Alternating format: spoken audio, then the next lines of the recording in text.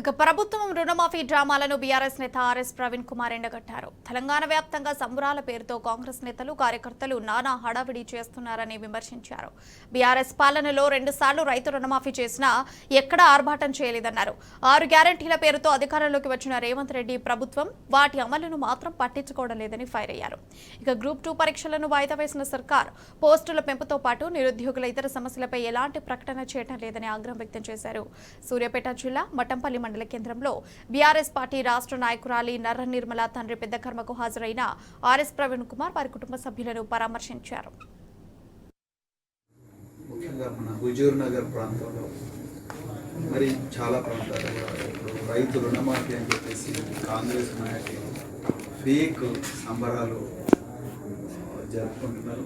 నిజానికి రైతులకు మనస్ఫూర్తిగా గొప్ప హృదయంతో రుణమాఫీ చేసిన ముఖ్యమంత్రి కేసీఆర్ గారు దాదాపుగా 31,000 కోట్ల రూపాయల రుణమాఫీ 2 దఫాలుగా కేసీఆర్ గారు చేశారు. రేవంత్ రెడ్డి గారు 6,000 కోట్ల రుణమాఫీ చేసి దానికే గ్రామాన సంబరాలు చేసుకుంటే మరి బీఆర్ఎస్ ప్రభుత్వం 10 సంవత్సరాలు రుణమాఫీ చేయడానికి ఎన్ని సంబరాలు చేసుకోవాలి?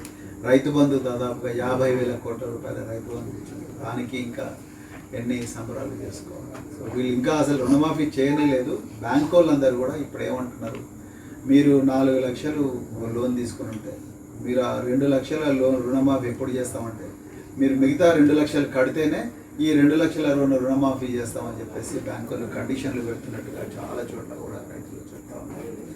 కేసీఆర్ గారి గొప్పతనం ఏంటంటే ఎలాంటి పరిమితులు లేకుండా రుణమాఫీలు చేశారు, కండిషన్స్ లేకుండా. కానీ ఇలా రేవంత్ రెడ్డి ప్రభుత్వం రేషన్ కార్డులని లేకపోతే ఇంకా రకరకాల ఇలాంటి అక్కరకు రాని కండిషన్లను పెట్టి రైతులను ముప్పు తిప్పలు పెట్టి రుణమాఫీ అనే చేసుకోవాలని చేస్తున్నారు. ఆ రుణమాఫీ కూడా మళ్ళీ ఎక్కడి నుంచో అప్పులు తీసుకొచ్చి చేస్తున్నారు. కాంగ్రెస్ ప్రభుత్వం 6 గ్యారంటీల గారడీ చేసింది.